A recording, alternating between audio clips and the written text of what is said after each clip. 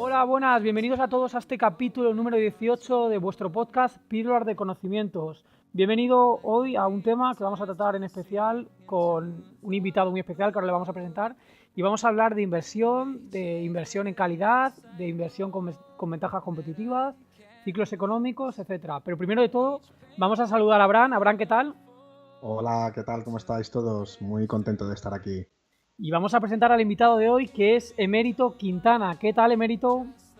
¿Qué tal? Muy buenas tardes. Encantado de estar aquí con vosotros. Bienvenido, bienvenido. Muchas Bienvenido. gracias. Es un honor tenerte aquí. Eres el primer gestor profesional de fondo de inversión que viene al podcast, y creo que podemos aprender muchísimo de ti, contigo, y bueno, pasar un rato divertido sobre todo. Y nada, primero de todo, nos gustaría, para quien no te conozca, pues quién eres, qué has estudiado, qué edad tienes, a qué te dedicas un poco, para que la gente te conozca un poco más de cerca.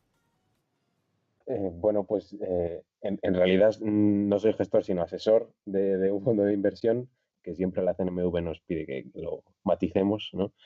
Y bueno, tengo 30 años y en realidad yo trabajo en una aseguradora de seguros de vida. Soy el subdirector de inversiones y el analista, vamos, el único analista.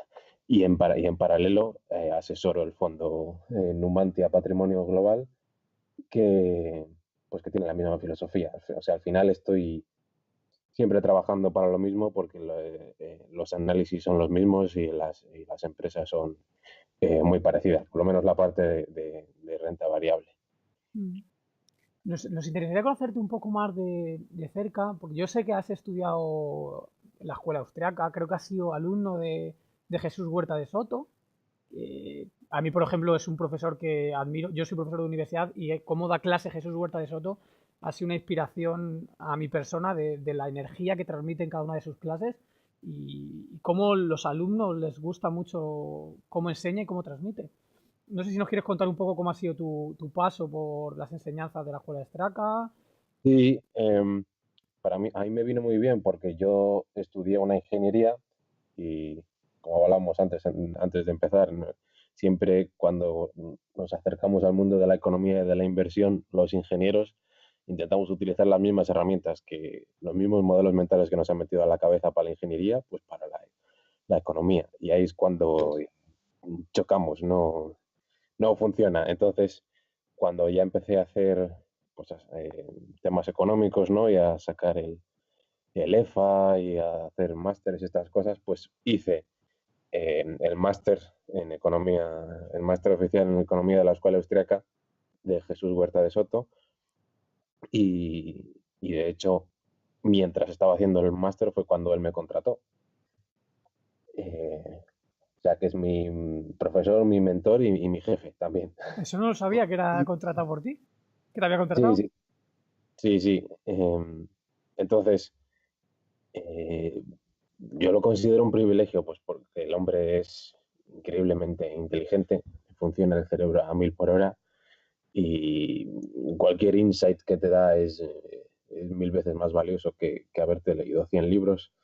Y, y la verdad es que es curioso verle trabajar, verle pensar y verle llevar el día a día. Pero sí, yo hice el máster con él y, y el trabajo de fin de máster también lo hice con él. El trabajo mío de fin de máster me lo llevó él y era sobre una fundamentación teórica del value investing desde el punto de vista de la Escuela Austríaca de Economía, que, que les gustó bastante. Yo creo que fue el único que tuvo matrícula de honor. Y, y ya te digo, soy su director de inversiones con él, y en paralelo asesoro el fondo Numantia porque es algo que venía de antes, de una sociedad familiar que yo gestionaba, el dinero de la familia. Muchos empezamos así, yo creo, y con el paso de los años pues pudimos llegar a un acuerdo con Renta 4 y convertirlo en fondo de inversión, pero nace todo familiar. Pues como la empresa, al final eh, es como suelen hacer las cosas.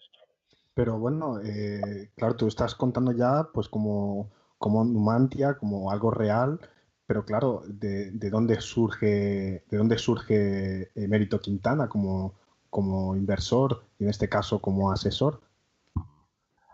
Mm, pues no lo sé, yo creo que de curiosear. O sea, yo hice la carrera de ingeniería em, de electrónica industrial, aunque pues, eh, pues cada trimestre tenía una cosa en la que fijarme, ¿no? Pues a veces me pasaba el día mientras acababa la carrera pues en la biblioteca de físicas, estudiando libros de física, eh, o creando alguna empresa. Tuve una empresa de iluminación LED que fue bastante bien, o te pones a investigar sobre cualquier cosa, profundizar sobre un tema, ¿no? Y después de muchas idas y venidas, pues al final encuentras tu pasión o el mayor reto a entender, que es pues la economía, que es el sistema más complejo e interconectado que hay, porque son miles de millones de personas eh, intercambiando entre ellas, y empiezas a investigar eso, la economía, la inversión, el dinero y la sociedad. Pero claro, con las herramientas de ingeniero, Mm. cuantitativas y de optimización y de matemáticas, y ahí es cuando chocas, cuando ves que no funciona, que como tú piensas que puedes optimizar las cosas con cómo funcionamos los seres humanos y con cómo es la función empresarial. Mm. Por eso es un buen contrapunto la Escuela Austríaca de Economía y la inversión en valor en general, que yo lo entiendo, pues eso, como inversión empresarial. Mm. Muy interesante, Mérito, lo que comentas. Yo por entrar un poco en debate o por abrir el melón o entrar un poquito en temas más concretos, sé que te Mm. gusta mucho la teoría del ciclo, el dinero, que si los bancos centrales distorsionan la economía. Y creo recordar que te he escuchado en alguna charla incluso hablar de que tienes una pequeña herramienta, entiendo que muy rudimentaria, que le llamas el recesiómetro. Mi pregunta es, entiendo que, claro, una vez que tienes estos conocimientos de escuela austríaca, en cierta medida te apoyas en ellos a la hora de invertir, aunque sea de forma un poquito lateral. Mi pregunta sería por un lado, ¿te aporta realmente algo el conocimiento macro o crees que es algo que... Porque mucha gente no usa para nada la macroeconomía, consideran que es un problema demasiado complejo como para entenderlo. Mi pregunta es, ¿lo usas? ¿Y cuál es tu opinión de por qué otros inversores no le dan importancia a la macroeconomía? ¿Porque no la entienden? ¿Porque creen que es un problema muy complejo? ¿O porque sería esa doble pregunta? Pues es una pregunta difícil. Yo creo que crear el recesiómetro ha sido un error enorme, porque bueno, al final intenta sintetizar un poco la teoría del ciclo austríaca, pero hay muchísimo que matizar y muchísimas variables eh, que, que forman parte de ello. Y es un problema porque es una forma de condensar algo muy... O sea, para las preguntas difíciles y complejas siempre hay una respuesta sencilla y equivocada. Hmm. Y en este caso, pues hombre, tú sabes lo que estás cocinando, sabes las limitaciones de la herramienta, y al final te da una probabilidad que, mm, que puede no significar nada, porque lo tienes que ver a la luz de muchos factores.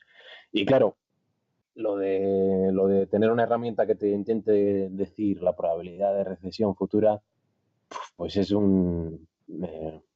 atrae, atrae a gente que lo único que quiere es que les digas, ¿va a haber una recesión o no va a haber una recesión?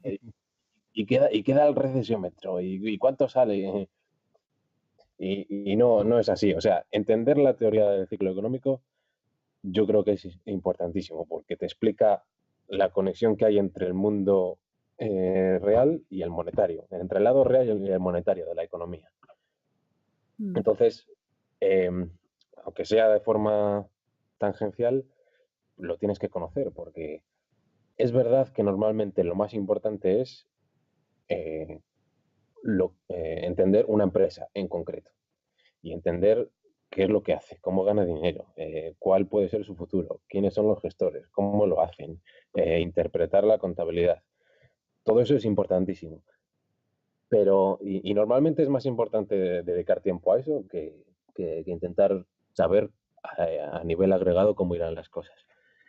Pero no puedes dejarlo de lado, porque puede que toda la contabilidad esté distorsionada por el ciclo económico y que todo ese sector en el que está esa empresa ni siquiera tenga que existir. Entonces, mm, no está de más, no está de más conocerlo.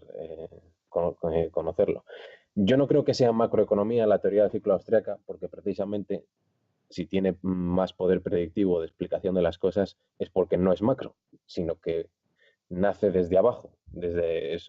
Es, es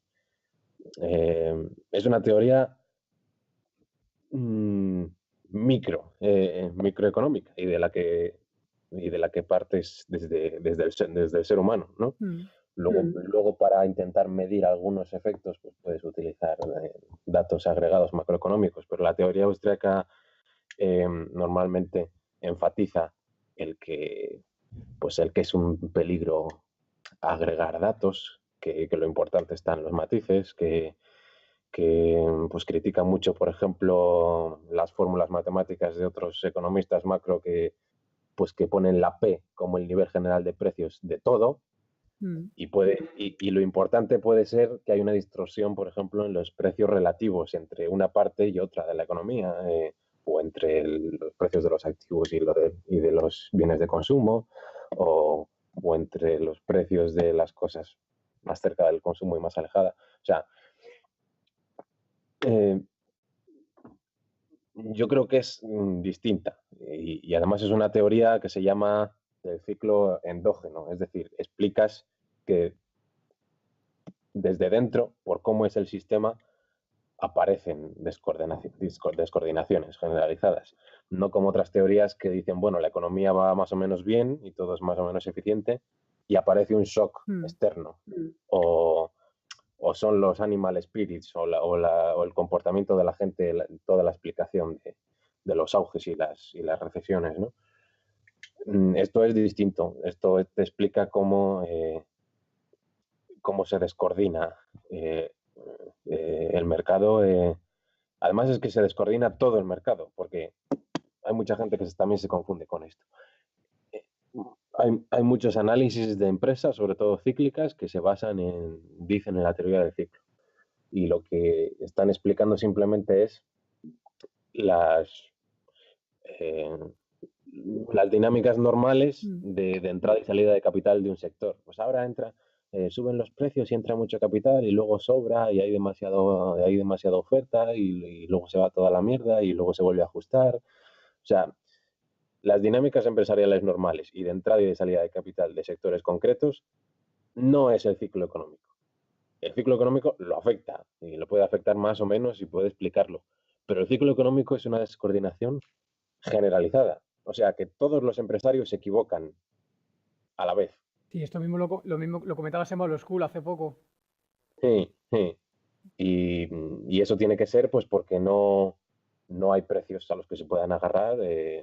Está distorsionado un precio en la economía importantísimo, que es el tipo de interés y el dinero, y entonces todos los empresarios se equivocan, tienen los incentivos incorrectos y no pueden saber lo que tienen que hacer, dónde invertir, cuánto invertir y a qué plazo invertir. Pero bueno, yo entiendo por qué la mayoría de inversores no se fijan en eso, porque es verdad. Es verdad, si tú te fijas simplemente en entender las empresas y en valorarlas y demás y te abstraes del resto, seguramente te vaya bien. Te va a ir bien porque aunque tú conozcas y creas que la teoría austríaca del ciclo económico es la que lo explica y es la mejor y tal, pues es que hay tantas variables entrelazadas funcionando a la vez que es muy difícil llegar a algo concreto. Yo qué sé. Por ejemplo, yo creo que también lo explicaba en Value School, que uno de las señales puede ser que aumenta la inflación, pero sin embargo hay muchas cosas que pueden contraponerse a eso. Pues avanza muy rápido la tecnología y eso es una fuerza deflacionaria. O el tema de que se invierte la curva de tipos. Pues es que depende. Ahora mismo los bancos centrales distorsionan y afectan toda la curva de tipos. A largo plazo, a corto plazo. Si esto lo explicas, si esto lo intentas usar en Japón, no funciona.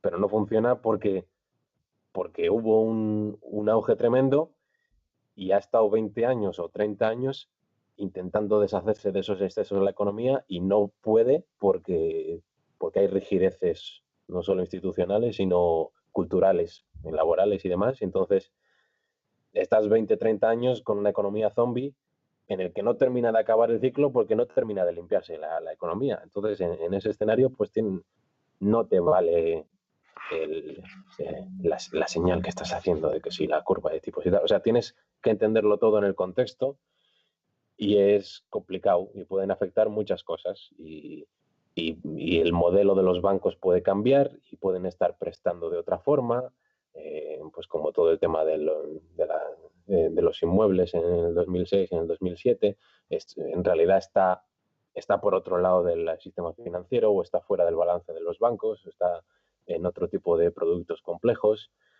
Puede que la burbuja esté no en los precios que siempre te fijas, sino en el precio, yo qué sé, de los ingenieros de software, de las .com. O sea, Emérito, vamos a pensar que es imposible calcular la próxima recesión.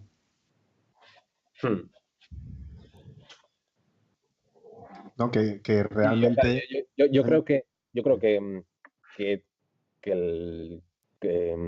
las gafas teóricas correctas hay que tenerlas para interpretar las cosas y para conseguir pistas.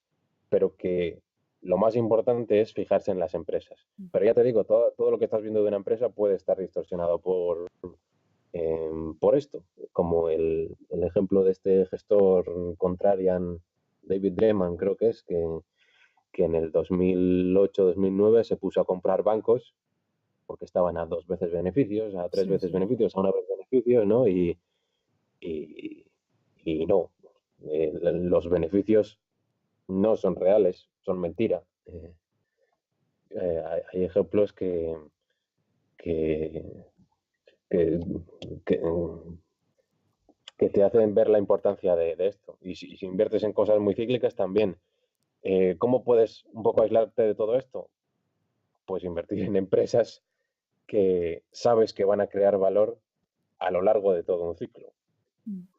O sea, olvidarte de intentar estimar si va a haber una recesión o no centrarte en sectores y en empresas que están muy alejadas del consumo, que son las que más se ven afectadas, y ver empresas de calidad con ventajas competitivas que dicen, mira, esto a lo largo de todo un ciclo de subida y bajada y todo lo que tú quieras, sé que va a valer más, que va a generar valor y que va a sobrevivir, sobre todo. Entonces así, pues te quitas preocupaciones. Me ha gustado esos apuntes que comentas de que los ciclos, comentas que no tienen por qué generarse por causas exógenas, sino que la propia causa es el propio ciclo lo que genera el siguiente ciclo, que es lo mismo que dice Howard Marks en sus últimos libros. O sea, que dice que no tiene por qué haber una causa exógena que descoordine toda la economía. Y creo que un poco estamos bastante de acuerdo. Y luego, por otro lado, también para que el espectador o el oyente, también has apuntado que como tu estilo de inversión crees que el ciclo puede distorsionar el rendimiento de cada compañía en concreto, tu punto de vista es más un punto de vista de inversión en calidad, ¿no? Invertir en empresas con, tú le llamas fosos defensivos amplios, ¿no? O ventajas competitivas. Sí, y no solo por eso, sino porque eh, al final el problema de la inversión es que el futuro es incierto. Y no es como en la física o en la meteorología que puedes usar probabilidades o puedes intentar saber o puedes calcular a qué hora va a salir el sol. Y solo falta que ese futuro llegue, solo falta que pase. En economía no, en economía no hay riesgo, sino que lo que hay es incertidumbre. Y la incertidumbre viene de que un montón de gente en su cabeza está creando información nueva de la nada, que antes no existía, entonces no puedes, una cosa nueva, no la podías estimar. Y luego que vivimos en una ignorancia enorme, que no sabemos lo que ignoramos que entonces descubrimos cosas y aparecen nuevos fines, nuevos medios, nueva información de la nada y nuevos modelos de negocio. Entonces, es un problema que estimar el futuro. Y sin embargo, teórica y prácticamente, todo el valor de una empresa está en el futuro. Me da igual lo que haya generado en el pasado, me da igual los activos que tenga, que si esos activos no sirven para producir cosas que la gente quiera en el futuro, Qué bueno. no valen nada, valen cero. Entonces estás jodido porque el futuro es incierto, pero todo el valor de una empresa está en el futuro. ¿Qué necesitas entonces? Cosas que reduzcan esa incertidumbre. Y solo hay dos. Una es la propia función empresarial, porque la gente que está empeñada en conseguir algo, pues tiende a conseguirlo. Eh, la gente que tiene un faro a lo lejos, bueno, una visión con la que luchar y está incentivado y motivado con ello, pues habrá las tormentas que quieras, pero por lo menos tienden a ello. Y puedes decir, pues mira, esta empresa, esta persona que tiene una visión, que tiene las ganas, que tiene la determinación, pues tiene más probabilidades de triunfar que esta otra. O este matrimonio, o esta pareja, o esta persona que está empeñado en estudiar y tal, pues tiene más probabilidades de aprobar que otra. Eso es una cosa que reduce la incertidumbre. Pues con este tío de gestor pasarán mil cosas, pero es más probable que consiga lo que se propone. Y luego, la más importante, o la otra, que son los comportamientos pautados. Al final hay patrones en la economía y hacemos las cosas de forma repetitiva para reducir la incertidumbre. Pues yo que sé, aparece el derecho en la sociedad y un patrón es que los contratos se cumplen y los tratos se cumplen. Aparecen las leyes y aparece el lenguaje y si quedas con un amigo mañana a las 3, pues sí, el futuro es incierto, pero hombre, lo más probable es que quedamos a las 3. Entonces, yo intento buscar patrones de comportamiento recurrentes en la gente para poder ver un poco o estimar un poco mejor el futuro, que es siempre es como una nube, que no puedes ver nada, pero tienes que intentar ver lo que más puedas. Y eso son pues las ventajas competitivas duraderas, imágenes de marca, que consigues una relación con una marca duradera o un efecto en el cerebro concreto. Eh, todo eso intenta por ejemplo, Terry Smith habla mucho de que le gustan las empresas de consumo porque son de, de pequeños tickets, ¿no? De tickets pequeños, de compras esto y lo tienes que comprar otra vez, otra vez, otra vez, y eso te genera un hábito. Pues con eso lo mismo, pero no solo se aplica a eso. Terry Smith también ha comprado Facebook, que todo el mundo ha puesto el grito en el cielo porque siempre se metía mucho con las tecnológicas, pero es que el tío en Facebook o en Microsoft también ve una pauta de comportamiento repetitivo en la gente, reforzado con dopamina y con interacciones entre personas y la gente se pasa 50 minutos al día en Facebook todos los días.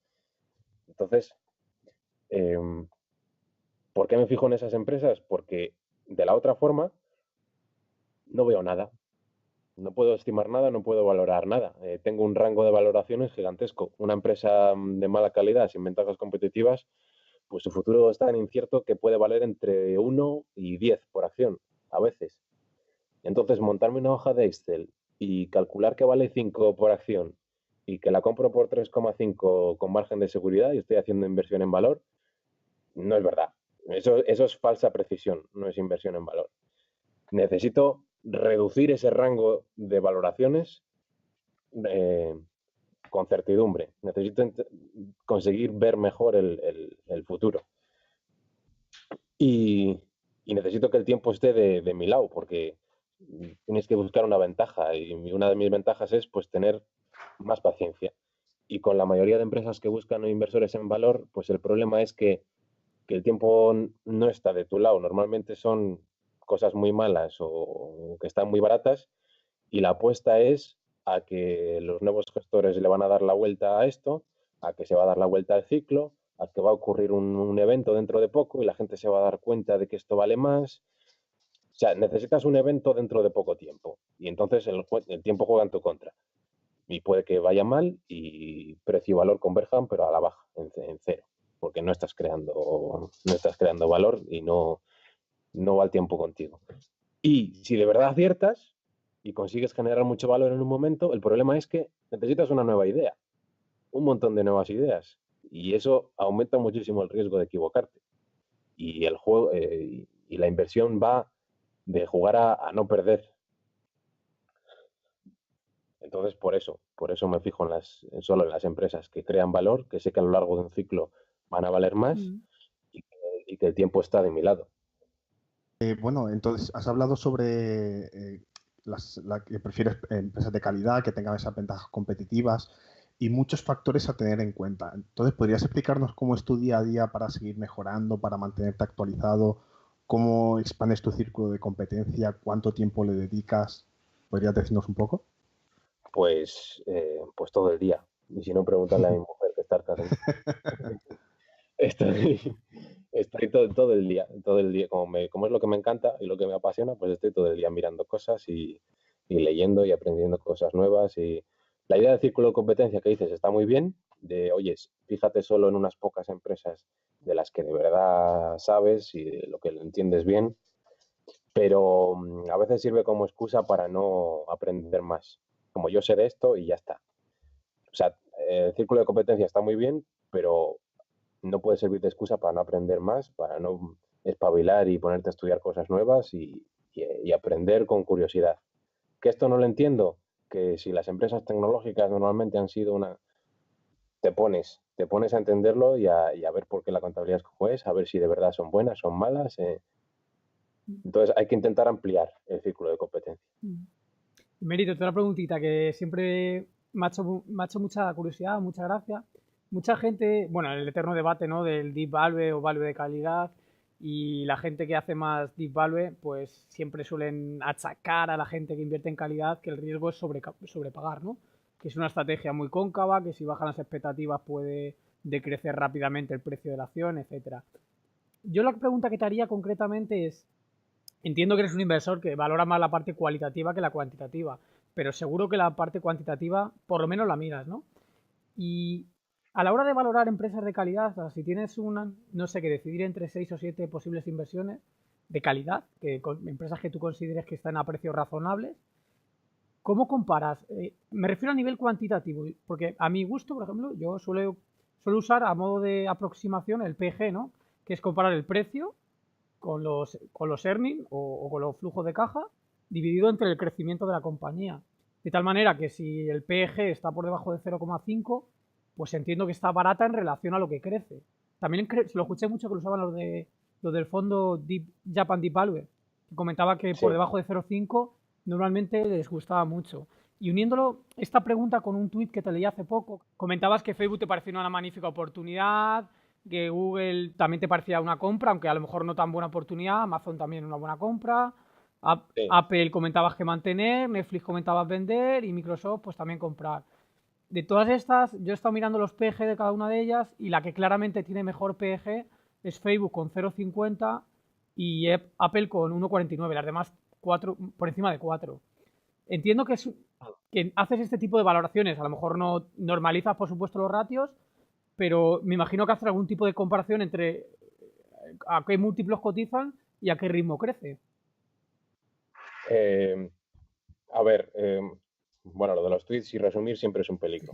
Pero bueno, lo del PEG. El PEG tiene muchos problemas. Mm, Uno, que los beneficios sean o no representativos. mm, Dos, que la relación entre los beneficios y el crecimiento sea... Se supone que el PEG supone que es lineal y muchas veces no lo es. mm, Y tres, que estás midiendo el pasado y no te dice nada sobre el futuro. Entonces, lo de la parte cuantitativa contra cualitativa. La parte cualitativa no es que se complemente o tengas que usar las dos, es que son las gafas con las que interpretas la otra. mm, Y sin eso no te sirve de nada recopilar datos. No entiendes por qué la contabilidad es la que es, ni en qué se va a convertir o en qué se puede convertir en el futuro.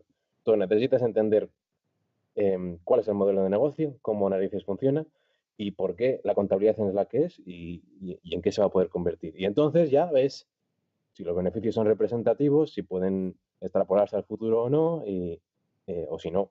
mm, Entonces, y cómo afecta el crecimiento, y si puedes de verdad estimar bien el crecimiento, si puede mantener cuota de mercado o no, cuál es el total de mercado que puede abarcar con respecto a la cuota de mercado que tiene, muchas cosas. El crecimiento es muy difícil de estimar, pero puede ser clave.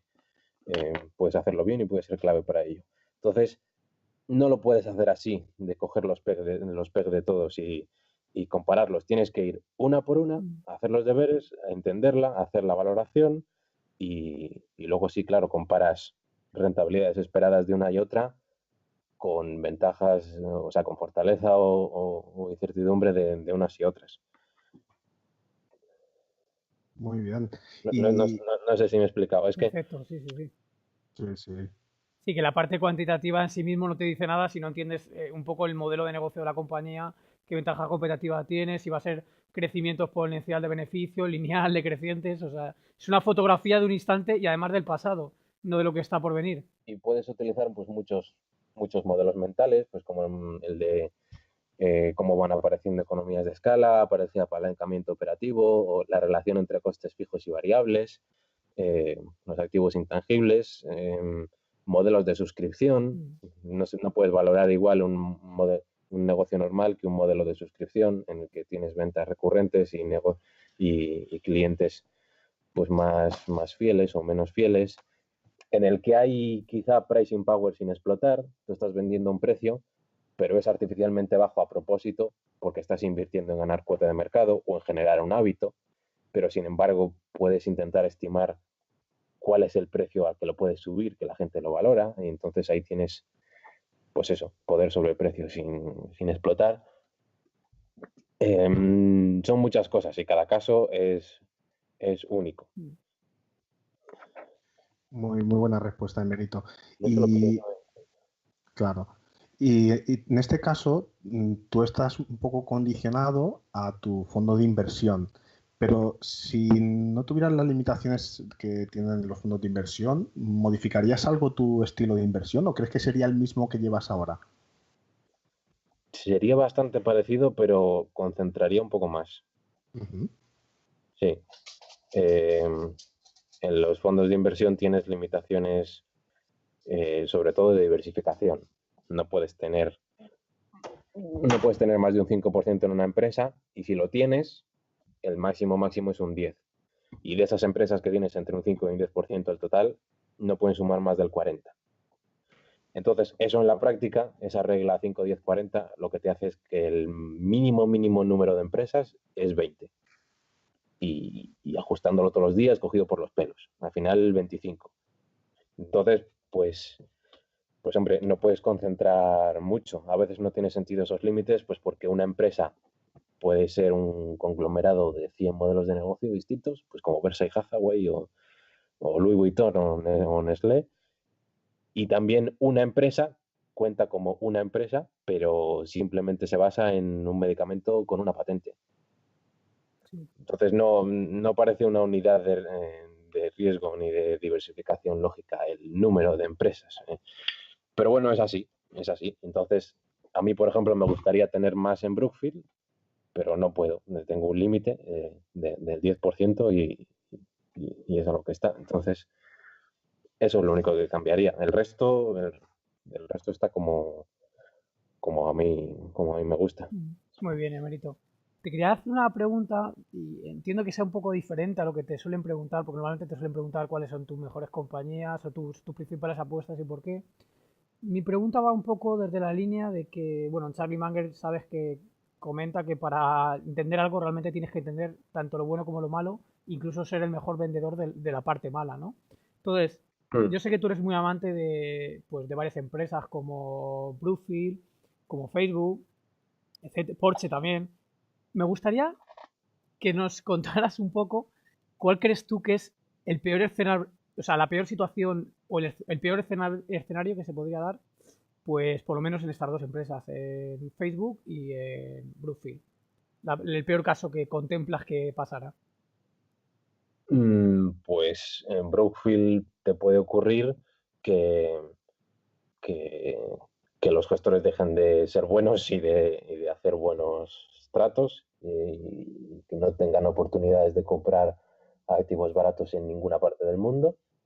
Y también te puede pasar pues que los tipos de interés suban de forma descomunal y aunque ellos tienen la deuda fija y compartimentada y los activos son muy estables, pues te puede ocurrir que los inversores institucionales grandes, pues que prefieran comprar bonos en vez de invertir en ti. Claro, esto es muy difícil porque es que ellos consiguen unas tires, unas rentabilidades internas enormes, el 15%, 20%, 12%. Entonces, que los tipos suban del 3 al 4 o del 3 al 5, pues no importa mucho. O sea, los inversores institucionales van a seguir aumentando la asignación de dinero para ti.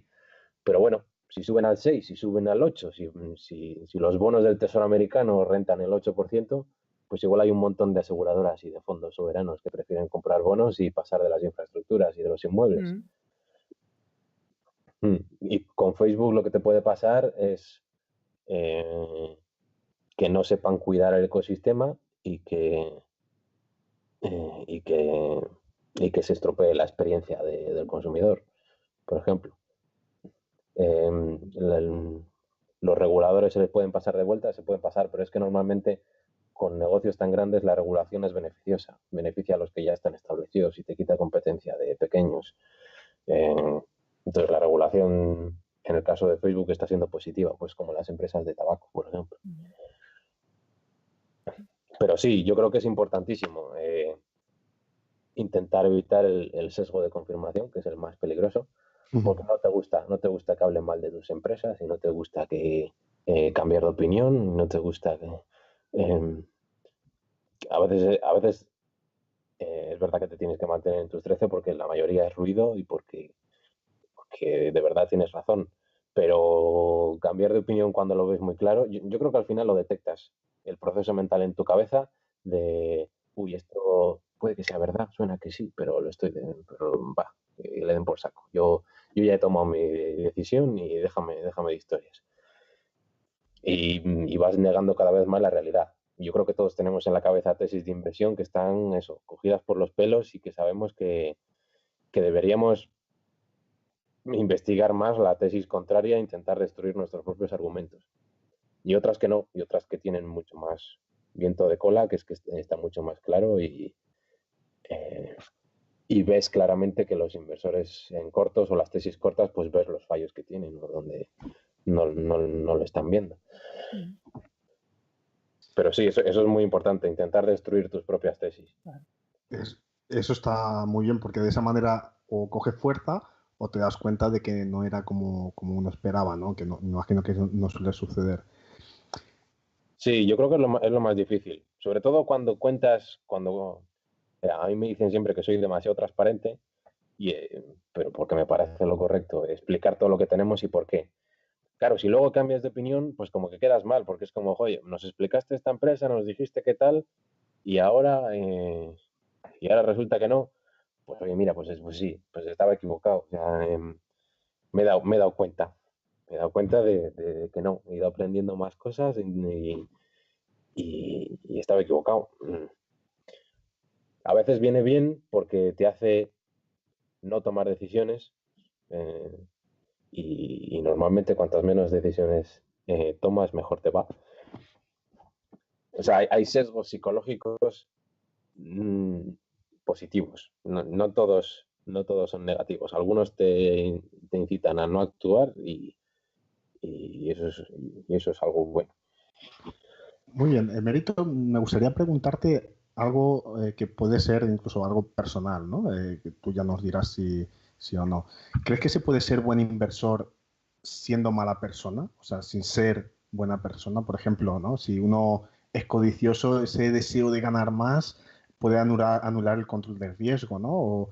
O si uno tiene envidia de querer superar las rentabilidades de otros, puede llevar a bajar ese control del riesgo o el ego, ¿no? Querer mantener ese ego por encima de los demás, ¿no? Pues bajar la objetividad, el rigor. ¿Qué opinas al respecto? Pues es muy buena pregunta. Yo creo que sí puede pasar. Si te estás arriesgando más de la cuenta porque estás en una batalla con alguien o tu ego es muy grande, pues puede que sí, que te arriesgues más de la cuenta y que intentes dar un pelotazo y luego te salga mal en vez de simplemente tener más paciencia. Lo de ser codicioso o no, hombre, sí, yo creo que la gente que más éxito tiene todo es una cuestión de preferencia temporal, sobre todo. Hay gente que le es más fácil sacrificarse y diferir esa gratificación instantánea y ahorrar o coger rutina de, pues yo qué sé, de cuidar tu patrimonio eh, biológico también y hacer ejercicio todos los días o comer mejor. Todo eso tiene que ver un poco con mentalidad y con preferencia temporal. Pues hay gente que le gusta, que valora más el futuro, que sabe esperar, que sabe ser paciente y eso afecta a todo, a tus inversiones, a tus relaciones, a tu cuerpo. Precisamente, mérito de esto hemos hablado en el podcast, en algún capítulo, del sesgo de descuento hiperbólico, que es precisamente lo que tú dices, ¿no? La capacidad para ser menos reactivo y postergar beneficios actuales en por del ahorro y la inversión que probablemente en el futuro te va a hacer tener mucho más dinero que el actual, claro. Es un poco lo que comentas. Sí, sí, ser menos impulsivo, no lo sé. Pero yo creo que sí, que depende de cómo sea cada uno. Tú puedes que es un poco como en las relaciones, pues tú quieres empresas con las que puedas estar a largo plazo y puedes querer buscar también la certidumbre de estar pues con una persona que te lleva bien, que te entiende, que compartes unos valores y que, o sea, las relaciones personales serias y tal también reducen la incertidumbre, para eso sirven.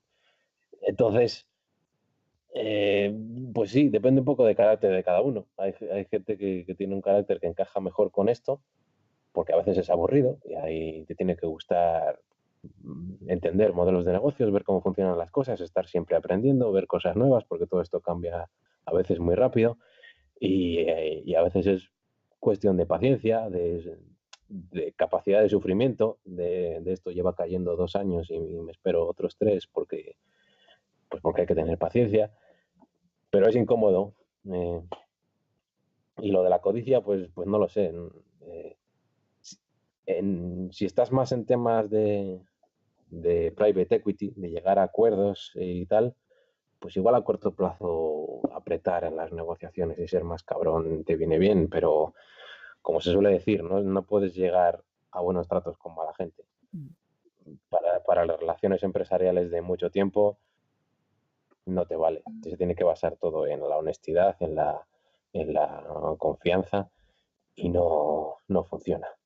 Si, si no te fías de alguien, al final va a estar siempre intentando fastidiarte por algún lado. Y Emérito, ¿cómo intentas mejorar personalmente día a día? Porque, por ejemplo, debe costar mucho mantenerse al margen de la presión que supone manejar dinero de otras personas, ¿no? Porque si va mal es como, wow, tengo la mirada de miles de personas. ¿Uno se puede preparar de alguna manera para ello?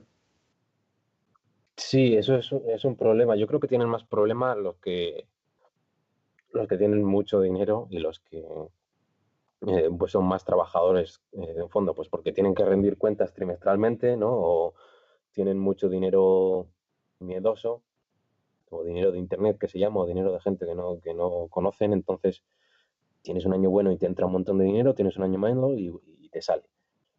Entonces, eh, pues es más difícil mirar a largo plazo y tener tranquilidad ante la adversidad si tienes que rendir cuentas de ello y si tu dinero depende de ese sueldo. Pero pero sí, es difícil porque es una responsabilidad enorme. Yo tengo todos mis ahorros que he ido acumulando hasta ahora están en el fondo, están en Numantia.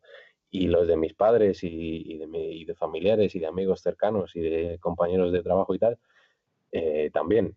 Entonces, pues sí, tonterías las justas con eso. Es una responsabilidad muy grande. Y, pero claro, no pueden ser todos los años buenos. Es una responsabilidad muy Claro. grande. Tienes que intentar conseguir que a largo plazo eso vaya valiendo cada vez más, pero, pero también les tienes que intentar enseñar el comportamiento adecuado ante las caídas que siempre vendrán. Y cuanto más gente hay, pues peor. En el 2015, por ejemplo, pues estábamos simplemente los familiares y yo, y la sociedad cayó un 20% y no pasó nada, ni se sacó nadie el dinero, pues porque sabían lo que teníamos y por qué, y porque son inversores a largo plazo. Pero en un fondo que cotiza todos los días, pues bajas un 20% y mucha gente se marcha. Mm. Yo estoy contento con estas caídas porque parece que ha calado un poco más la filosofía y está entrando dinero. En febrero, por ejemplo, o sea, subieron algunos meses y entró mucho dinero y en febrero cayó un poco todo y salió dinero. Y desde entonces no, desde entonces todos los meses se ve un comportamiento mucho mejor. Pero supongo que realmente, o sea, como bien dice Abraham, por mucho que lo tengas claro y al final siempre que gestionar dinero de o que asesoras la gestión de dinero de otras personas, pues me imagino que dolerá más cuando ves que el fondo cae, no sé, un 10% por ese hecho que si tuvieras tu propio dinero, simplemente, por ejemplo, a mí me ha caído la rentabilidad en los últimos 2 meses, pero vivo exactamente igual, ni me he preocupado ni lo más mínimo, porque no gestiono dinero de nadie. Entonces, entiendo que cuando tienes esa responsabilidad, tratas un poco de educar a tus copartícipes y un poco de, también porque te viene bien a ti, porque te va a hacer que mejores tu rentabilidad al no irse gente y no te obligan a vender forzadamente. Y aparte por un tema de incluso lo de sanción social, de vivir un poquito más sin esa presión, sin estar en el punto de foco de todo el mundo. Sí, te afecta más, te duele más, te tranquiliza más porque porque son los ahorros de los demás. Claro. Eh, pero eso no tiene fácil solución, más que la calma y por eso yo digo lo de la transparencia. Es que esto no es ninguna caja negra ni confianza ciega en el gestor o en el asesor, ni una caja mágica de que parece que estás ahí con algo secreto que consigues rentabilidad. No, mira, estas son las empresas que tenemos y por qué. Y yo voy de la mano contigo. Eh, yo creo que es la mejor forma de verlo. Por eso mis cartas son tan largas, porque es que eso que son un resumen, porque intentan explicar lo que tenemos y por qué, para que la gente se fije en cómo evolucionan las empresas que tenemos y no en lo que hace cada mes el fondo arriba y abajo, porque si se fijan en eso lo van a hacer mal, seguro. Y aunque al fondo le vaya bien, ellos van a comprar y vender justo cuando no deberían. Mérito, entrando en tus cartas, ya que lo mencionas, vi hace, no sé qué carta fue, si hace, esta última no, creo que la anterior, comentabas que cerrabas posición en una de tus empresas que más te habían gustado desde que empezaste, incluso antes de empezar tu fondo, antes de empezar Numancia, que era Constellation Software. Comentabas, creo que te leí, que cerrabas posición porque considerabas que de cara a futuro había perdido potencial y de hecho si vemos la evolución de los flujos de caja libre efectivamente ha ido perdiendo crecimiento. No sé si ha variado un poco tu punto de vista o sigues pensando que A tienes ver, opciones mejores. mmm, sí, yo creo que sí, por eso la vendimos, pero es que entramos ya en el universo de empresas excelentes, muy bien gestionadas y que les va a ir bien, seguramente. Yo lo más difícil que tengo es ya discernir cuál cojo y cuáles no, porque tengo que tener 30, o sea, hay un montón de ideas que compiten por estar en una cartera concentrada de empresas muy buenas. Entonces, de entre esas elegir 30 y no tener y no tener algunas es lo más difícil. Quito esta por esta y las dos son muy buenas. En el caso de Constellation Software, pues sí pasó así. La tuvimos durante mucho tiempo y, y es muy buena, tiene mucho mercado al que llegar todavía, mucho por crecer, está muy bien gestionada, pero no veíamos la historia igual pues que hace 5 años. Mm, Además es que, a ver, es una empresa que hay que conocerla, ir leyendo las cartas y ir aprendiendo de ellos trimestre a trimestre y año tras año. Y es verdad que ellos en sus cartas, sobre todo Mark Leonard, pues controlan muy bien las expectativas y son más pesimistas de lo que deberían. Es como que se autoflagelan, como los de Facebook, ¿no? Y Warren Buffett a veces también. Entonces tú te lees una carta y dices, hostia, esto va fatal. Y no es así. Pero con algunas cosas que han ido diciendo sí que estamos de acuerdo. Con que les cuesta atraer talento, con que a nivel de cada unidad de negocio, pues a veces las ventas están planas o les cuesta crecer, con que hay algunas amenazas competitivas, con que, o sea, hay cosas que él dice que es verdad y que nosotros también lo hemos ido detectando. Y no es lo mismo una valoración y otra. Pues ahora está, cuando la vendimos que estaba, yo creo que fue cerca de los $1.000 canadienses, pues la valoración ya no era tan atractiva como hace 5 años, al mismo nivel. Vamos, que sí, veíamos el futuro más incierto, menos brillante y la valoración más exigente. Y bueno, luego hay detalles que vamos acumulando, pues que nos hacen cambiar un poco de opinión. Yo le doy mucha importancia a la estrategia de asignación de capital. Que los gestores sepan cuándo tienen que recomprar acciones, cuándo tienen que crecer, cuándo tienen que quitarse deuda, cuándo tienen que dar dividendo. Y que lo tengan claro y que sean oportunistas con ello. Y en Constellation Software pues lo hacen bien, saben que tienen que crecer y demás, pero por ejemplo, Mark Leonard dijo que aunque viese la compañía muy barata, que no recompraría acciones, porque sentiría como que es aprovecharse del mercado. Y fue como, oye, no, las cosas no son así. Si tú avisas y dices, oye, nosotros los gestores de Constellation Software creemos que la empresa está infravalorada, así que vamos a recomprar acciones para comprar duros a 4 pesetas y para beneficiar a los accionistas a largo plazo. Pues el mercado que opine lo que quiera. Si tú lo avisas y lo haces, bien hecho está. ¿Qué es eso de que te aprovechas del mercado si recompras acciones? No. Entonces, si en un momento así no lo vas a hacer, pues no me gusta tanto tu estrategia. Bueno, son detalles que se acumulan y sí creemos que hay otras mejores. Y bueno, Emérito, yo es que soy muy pesado con la parte emocional, personal. ¿Cómo haces para que no te afecten los problemas personales en tus decisiones de inversión? Porque a veces uno tiene el mismo estado de ánimo y eso puede pasar factura a veces en tomar decisiones importantes o a la hora de analizar las cartas o este tipo de cosas. ¿Cómo lo haces? Pues yo creo que al final generas hábitos.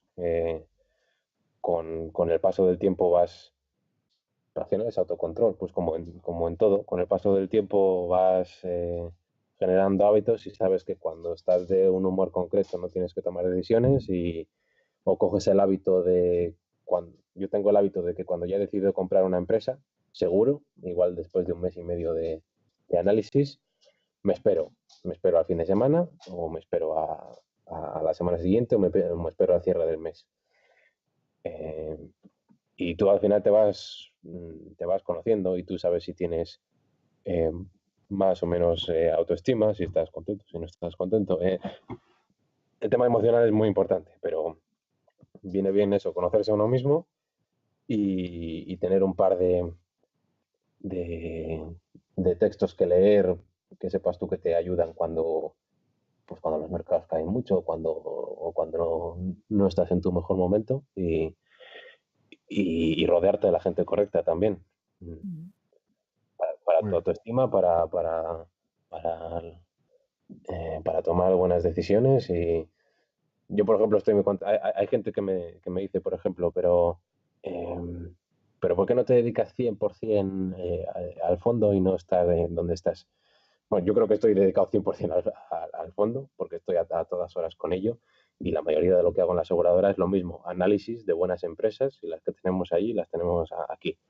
Pero es muy, muy beneficioso el estar allí rodeado de gente mucho más inteligente que yo, con mucha experiencia, con criterio, en un ambiente de inversión a largo plazo, porque allí está la gente contratando seguros para 20 años y sacrificándose en ahorrar todos los meses o todos los años durante muchísimo tiempo. Y entonces es un ambiente propicio, que hay gente muy inteligente, muy válida, que te valoran y que están pensando igual que tú en el largo plazo. Entonces eso, estar allí analizando empresas para el fondo es valiosísimo. Por eso que dices tú, por la parte emocional también. Que al final, Emérito, bajo mi punto de vista, la parte emocional al final es lo que lo que te hace que seas un poco mejor o peor inversor, porque te hace ser más nervioso o menos, más tranquilo, más reactivo o menos. De hecho, Sí, incluso si tu única fuente de ingresos es esa, si tienes un fondo pequeñito que estás ahí apurado porque es lo único que tienes, pues igual no tomas las decisiones correctas o igual no estás tan tranquilo, no piensas a tan largo plazo. Mm, Pues eso también es importante. Si ya el fondo es muy grande y, y si eres como yo, que tampoco tienes unas ambiciones gigantescas y no quieres ganar nunca 1 millón de euros al año porque no sabrías qué hacer con ello y porque estás ya feliz con poco, pues puedes estar 100% con eso, pues porque ya has ahorrado X y ganas X, tienes un colchón suficiente, estás tranquilo y sabes que no vas a liarla porque el fondo vaya bien o mal. Mm, si es una fuente de ingresos más que suficiente. Pero el tener mentalidad de asalariado en la gestión de activos en vez de propietario o de capitalista es un problema. Y yo creo que sí que afecta a las decisiones y a las emociones. Y ya que estás hablando sobre lo que supone, ¿no? Económicamente para ti o tus expectativas, pero por otro lado, la comisión del fondo es de un 2,85%. ¿Puede que sea un poco alta con respecto a otros fondos? ¿O en No, qué os no es de un basáis? 2,85. Ah, La comisión de gestión es de un 2, ajá, de un 2. Vale, vale. más el 0,10 de depósito. En Morningstar pones de hace un año 2,85 y todavía no consigo que lo cambien porque, no sé por qué, porque antes era otro compartimento con otro nombre y con otros gastos y lo cambiaron. O sea, el compartimento de Numantia no es nuevo, sí que partió de cero el histórico desde el 2 de julio de 2017, pero era un compartimento anterior y en vez de crearlo nuevo lo volvieron a poner, o sea, lo cambiaron el nombre y empezó siendo Numantia con un nuevo asesor y nueva política y empezamos el 2 de julio. Y, y se quedó ahí el 2,85 de gastos corrientes, que no sé de dónde aparece y mucha gente lo pregunta. Pero es un 2 y un 2 me parece mucho. ¿Y por qué era un 2? Porque empezamos con el dinero familiar y porque, bueno, pues Renta 4 tiene unos mínimos, lógicamente, unos costes mínimos para empezar y empezamos incluso con menos de 1 millón. Empezamos con medio millón, 600.000 euros y en esos meses yo me estaba endeudando con la gestora, mes tras mes. En el momento en el que llegó a 1 millón, millón y pico, ese 2% iba 100% a la gestora, no daba para nada más, por ese mínimo. Y conforme vas ganando escala, empieza a quedar para ti. Entonces, esto es un negocio de escala y no tiene nada que ver gestionar 1 millón que 10 que 100 porque tiene unos costes fijos muy, muy altos. Entonces, eh, por eso es la comisión del 2 y por eso la quiero bajar conforme suba el patrimonio. Ahora, ahora en cuanto llegue a los 3 millones, mi intención es bajarla.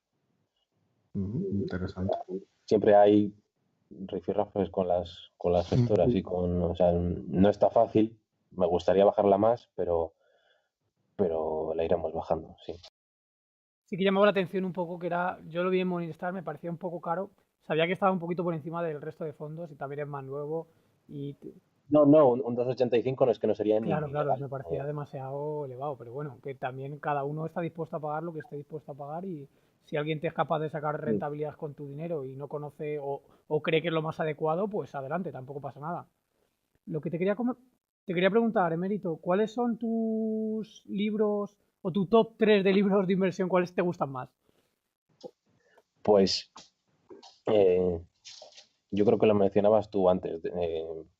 Cuando hay un, cuando tienes la época de tragarte todos los libros que encuentras, pues lees mucho sobre Warren Buffett y lees el inversor inteligente, ¿no? Y lees muchos libros también sobre psicología y economía generales.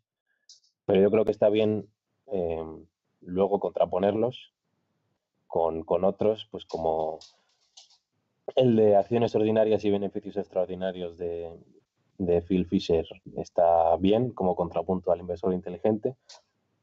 Los libros de Peter Lynch son muy pragmáticos, muy completos, muy sencillos y están muy bien, como el de Un paso por delante de Wall Street. El de Pat Dorsey, el pequeño libro que genera riqueza, yo creo que es clave porque te resume el tema de las ventajas competitivas duraderas. Y luego lo comentabas tú, el de The Outsiders, que creo que no está en español todavía, pero es muy bueno para entender la importancia de los gestores buenos y de los asignadores de capital excelentes.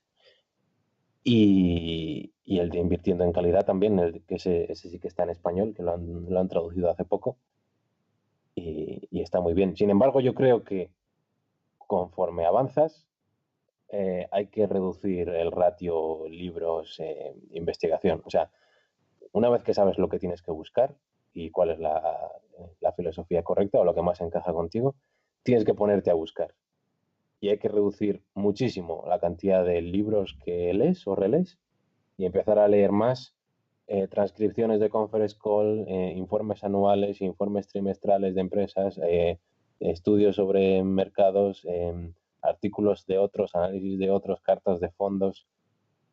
Hay que empezar a buscar una vez que sabes lo que buscar. Entonces, en vez de comprarte tu 15º libro sobre Warren Buffett, pues mejor léete una transcripción de una conferencia trimestral de una empresa.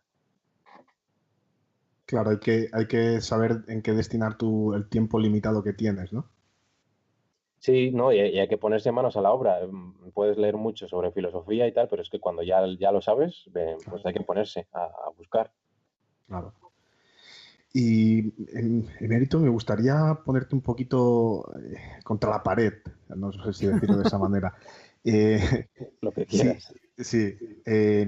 Pensando un poco en nuestros oyentes, si tuvieras 1.000 euros para invertir este mes, ¿dónde los invertirías si no fuera en tu fondo y en las empresas que componen tu fondo? ¿Dónde invertirías?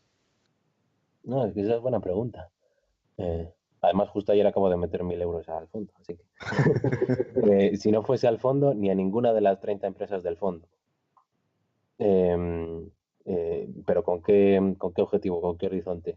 No, siempre hablando a largo plazo, o sea, 10 años, por ejemplo, O sea, tengo 1.000 euros y no tengo más para invertir a 10 años y no puede ser en mi fondo ni en mis 30 empresas. por ejemplo. Aunque bueno, Pues, siempre animamos a que esa inversión sea mes a mes, ¿eh? Pero bueno, bueno, pongamos ese caso. sí, yo lo hago mes a mes. Pues supongo que empresas de las que están en la frontera, ¿no? De las que están a punto de entrar al fondo, o las que están... eh, además, si no pudiera cambiar de opinión, pues seguramente invertiría quizá en Givaudan o en SGS, eh, en, en Roper Technologies. Mójate, Mérito. ¿En cuál te la juegas de aquí a 10 años? Que luego sacamos el podcast, ¿eh? Eh, hombre, no es lo mismo de estoy tranquilo con esta 10 años, de voy a intentar No, dar no, el no, no. pelotazo de aquí a No, 10 de aquí años. a, de aquí a 10 años a ver cómo estamos. Y no se puede vender. Poniendo una semilla aquí por ahí, alguna locura. Pero, claro, es que las buenas ya las tengo. Que, se que se queden fuera, pues sí, yo creo que las que he dicho. Mm, está difícil. Venga, ¿Cuáles he dicho? Roper Technologies, he dicho Givaudan y SGS. Sí. Pues sí, esos son casi bonos, te quedas tranquilo, pero tampoco vas a sacar una rentabilidad gigantesca. y de tu propio fondo, ¿cuál elegirías? Si tuvieras que meter, no sé, 50.000 euros ahora mismo y también, pero eso ya para 2, 3 años. Vale las de tu fondo. Hombre, si me dices que tengo que escoger Eso una es. empresa para meter el patrimonio de Por toda mi ejemplo, familia y no puedo cambiar de opinión de aquí a 10 años o a 15 y es, yo qué sé, 1.000.000 de euros, lo meto en Brookfield. Eso es seguro. tienes que coger una empresa, no puedes cambiar de opinión, te tienes que ir a una isla desierta, va a cerrar el mercado, tienes que poner todo lo de tu familia en una sola cosa, en Brookfield. Eso sí lo tengo En claro. Porsche no te la juegas, ¿a que no? No.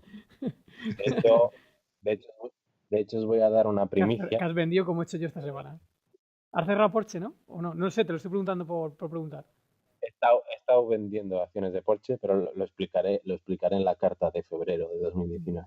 A mí me gusta hacer cartas semestrales porque yo creo que más incentiva el cortoplacismo y no tiene mucho sentido.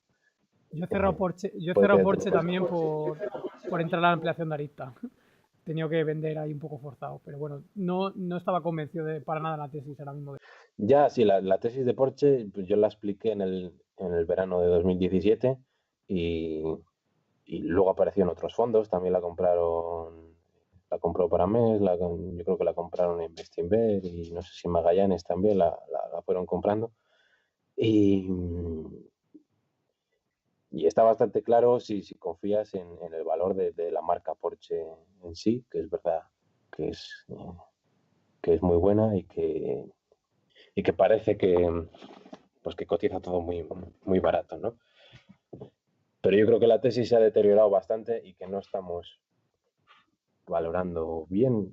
Yo creo que todos los fabricantes de automóviles alemanes hay un poco una tesis de consenso de que se reinventarán, de que todo irá bien y cada vez me lo creo menos. No lo veo nada claro. Y es verdad que Porsche está muy barata, que seguramente vaya bien, que tiene dentro marcas muy buenas y que no es como otras empresas que son más pues de marcas de menor calidad, ¿no? Pero es verdad que están todos comprándolas y que están a per 4, a per 5, a per 3, pero, por ejemplo, lo que hablábamos de los múltiplos, a igualdad de circunstancias, al mismo múltiplo, una empresa que en el futuro próximo tiene que hacer una fuerte inversión para mantener su ventaja, su cuota o para reinventarse, está más cara que otra que no, a igualdad de múltiplo, porque tiene por delante inversión que es necesaria para sobrevivir o para mantenerse o para crecer mínimamente. Y al revés, una empresa que ya está todo su inversión fuerte hecha en el pasado, pues seguramente sus cuentas sean malas, pero si ya va a reducirse mucho ese CAPEX, pues seguramente esté más barata de lo que parece.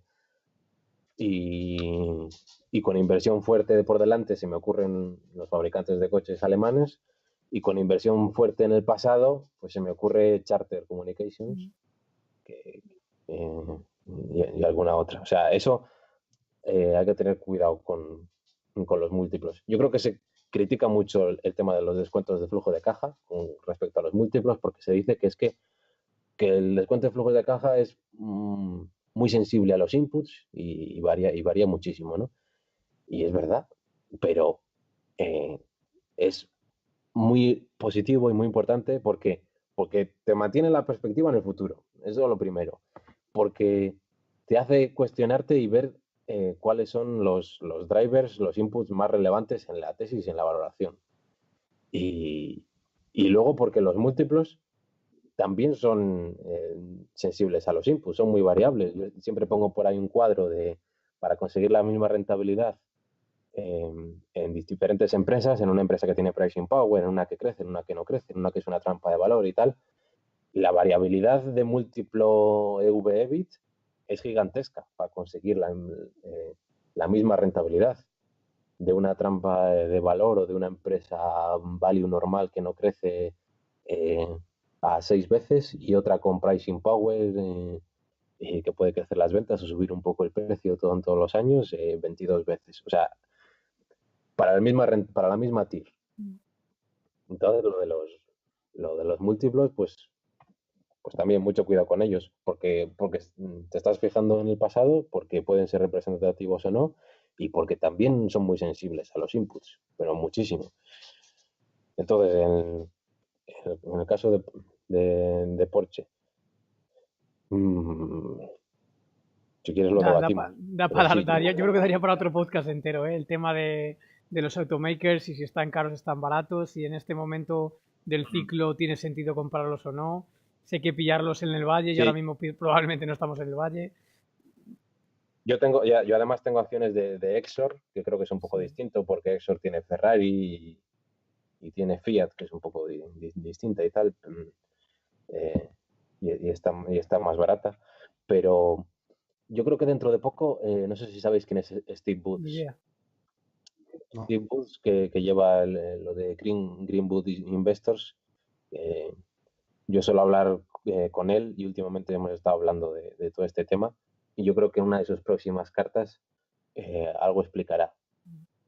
Este hace investigaciones bastante profundas y tal, y yo le voy mandando cosas y vamos hablando.